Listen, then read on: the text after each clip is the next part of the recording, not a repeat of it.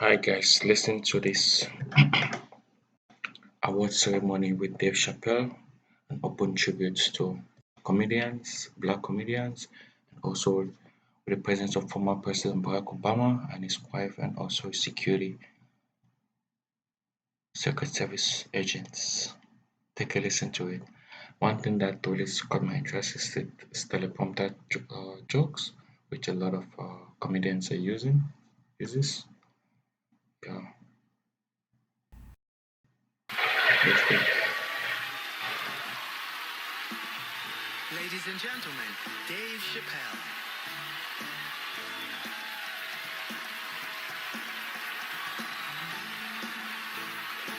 Thank you. Oh boy, I'm very nervous. No pressure. During the civil rights movement, I can't read what's on the teleprompter. Some about Black America and white America. There's Black Americans and there's white Americans. We're all one America. So if you don't mind, this is not live, is it? I imagine whatever I say, you could just edit it out. Let's try it a few ways. Lou, are you in the booth? I am. All right, good. You know what, Lou? Let's just play around with it and see if we can get it right and get this clip package on, and then let me go home. All right? You got it. All right. Ready? All right. Count me in. 5, 4, 3, 2, 1. Wu-Tang. I'm just with you, Lou. Let's do it again. We're gonna do it again. We'll get it right. Here we go, Dave. 5, 4, 3, 2. You know, when I was a comedian starting out in Washington, D.C., right here in this city, 1988, I'll never forget this. It was a comedy club owner that banned profanity from his comedy club. He said it offended his audience, and this was a cause of major concern for all the comedians in the circuit. And we all called a meeting, and we had the owners come, and it was the club owners, and it was the comedians. It was the classic labor dispute. The club owners laid out their case. There cannot be profanity in these clubs because that offends people. And there's a comedian who's still a good friend of mine to this day, who's right here in Washington, D.C. He stood up and he said, he's black, I should tell you, because it's important to the story. He says, I use profanity because I live a profane lifestyle. He says, I don't have an insect infestation in my house. I have roaches.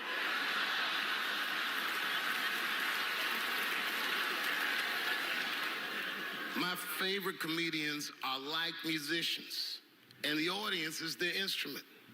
And the music they make is your laughter. And that's the laughter that I scored my entire life to.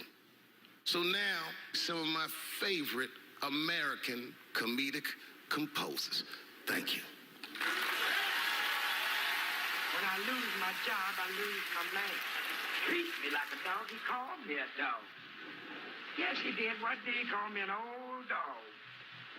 Sometimes I wished I was a dog and he was a tree. When you stop and think, football's a fair sport for my people. Only sport in the world a Negro can chase a white man and 40,000 people stand up and cheer. See, in my neighborhood, the kids have a kind of a dubious reaction to that whole Santa Claus concept. They just don't believe that a white man will ride a reindeer through Harlem after midnight. In truth, white friend, it's you that all look alike. But look at the black people around you. We're all different colors. Black walnut, burnt almond, chocolate mocha, pecan, vanilla, yellow, mellow, light, bright, and damn near white. We come from the first people on the earth. You know, the first people on the earth were black people. We the first people had thought, right? We was the first one to say, where am I? And how do you get to Detroit? I think maybe like 30 years ago, there was a woman that wanted to sing, and a black lady that sang opera that wanted to sing. What was her name? Mary Anderson. And this place was like segregated, and they couldn't sing here. And here we are, like not even 50 years later. A 22-year-old black man on stage getting paid to hold his. God bless America. I gotta go now. Y'all take it easy. Bye-bye.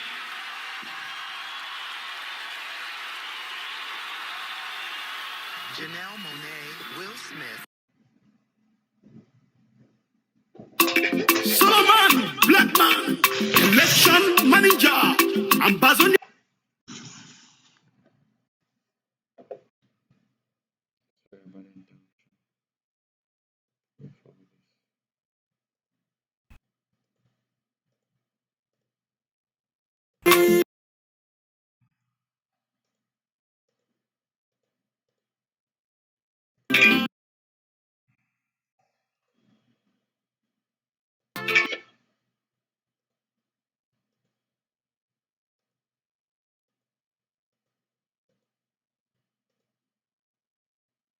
John Legend when we continue. Yeah, man. Well, you ladies are right. To be honest with you, your lives look terrifying to me. They do, man. I know nothing about being a woman, but I know fear. Oh, I used to live in New York when I was 17, and I couldn't even pay my bills. You know what I did to make money? I used to do shows for drug dealers that wanted to clean their money up. One time I did a real good set, and these motherfuckers called me in the back room. They gave me $25,000 in cash. I was probably 18 or 19 years old. I was scared. I thanked them profusely. I put that money in my backpack. I jumped on the subway and started heading towards Brooklyn at 1 o'clock in the morning. Never been that terrified in my life. Because I never in my life had something that somebody else would want. I thought to myself, Jesus Christ, if motherfuckers knew how much money I had in this backpack, they'd kill me for it. Then I thought, holy shit. What if I had a pussy on me all the time?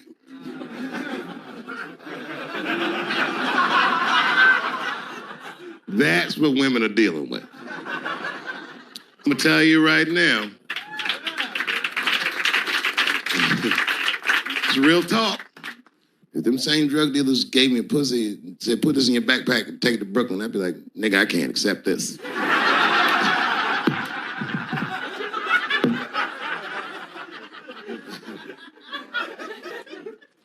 I empathize, man, you know. Everybody gets mad because I say these jokes. But you understand that this is the best time to say them. More now than ever. And I know there's some comedians in the back. Motherfucker, you have a responsibility to speak recklessly. Otherwise. New York Times said that Louis C.K. jizzed on his own stomach. You know, I've busted a lot of nuts in my day. None of them were newsworthy. Shit was really gross, because they didn't just say it like I said it. They didn't just say jizz on the stomach. They said it in that fucking Pulitzer Prize winning style that the New York Times has. It was very descriptive, like, you know what I mean? Louis C.K.'s semen shot out like a volcano of misogyny, slowly drizzling down like lava, covering his freckled penis as it slowly dripped to a fiery crown of red hair. Jesus Christ, I'm trying to eat some huevos rancheros and these niggas is...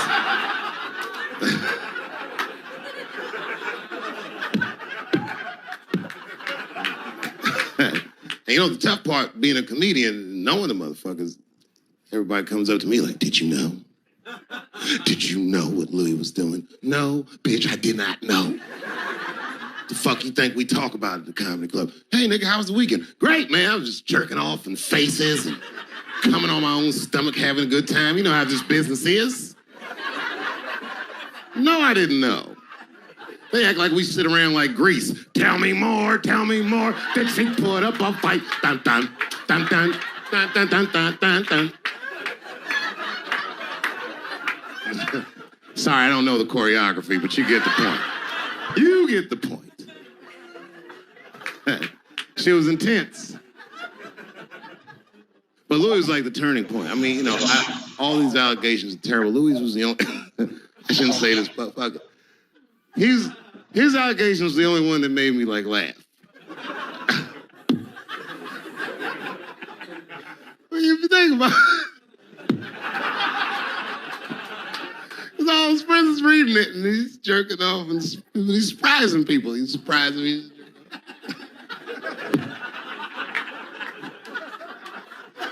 I just picture all the comics and comedy just reading it like, what?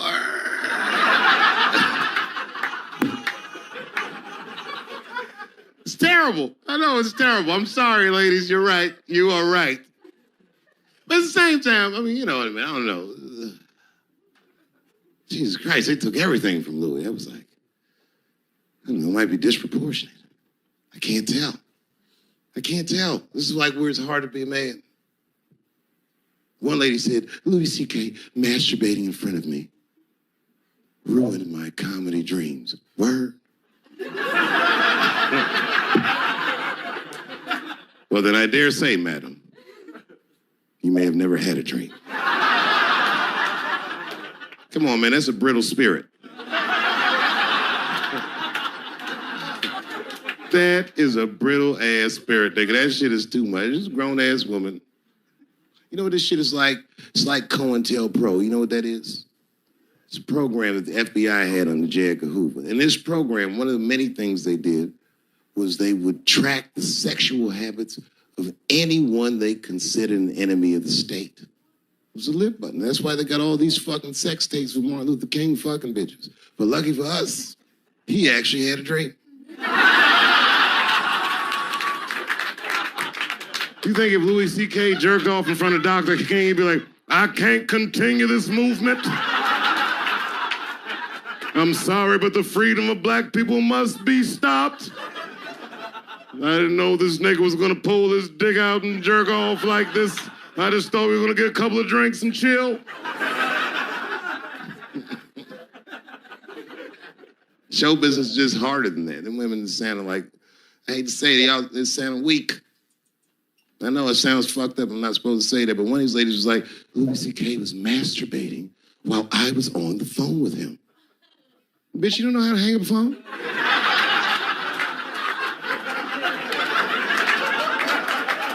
How the fuck are you going to survive in show business if this is an actual obstacle to your dreams?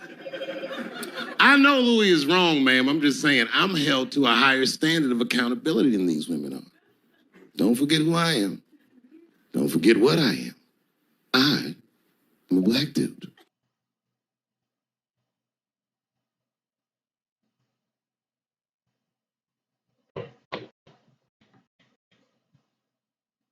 Really awesome.